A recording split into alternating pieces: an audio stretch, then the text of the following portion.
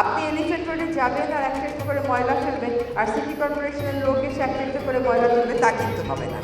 So ময়লা ফেলা এগুলো হচ্ছে একটা সিস্টেমের নোংরা বহিঃপ্রকাশ, কিন্তু সিস্টেমের ভিতরের আরও অনেক জটিল সমস্যা যেগুলো রয়ে গেছে তা হচ্ছে প্রাকৃতিক সম্পদগুলো ব্যক্তি স্বার্থ এবং গোষ্ঠী স্বার্থের হাতে তুলে দেওয়া। সেগুলো সকলের বিরুদ্ধে আমাদেরকে এক হতে হবে, কনজামশনে আমাদেরকে অনেক বেশি সীমিত হতে হবে এবং প্রাকৃতিক সম্পদ যেটা সেটাকে পাবলিক প্রপার্টি মনে করে, সকলের সম্পত্তি মনে করে আমাদেরকে রক্ষা করার কাজটা করে যেতে হবে। আপনারা আশা করি plastic bag, polythene shopping bag এগুলো বর্জন করবেন।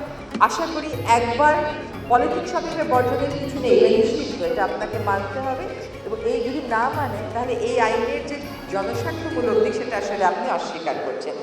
নিত্য প্রয়োজনীয় জিনিস যখন ব্যবহার করেন প্রতিদিনের জীবনে একবার ব্যবহার্য প্লাস্টিকটা বর্জন করবে।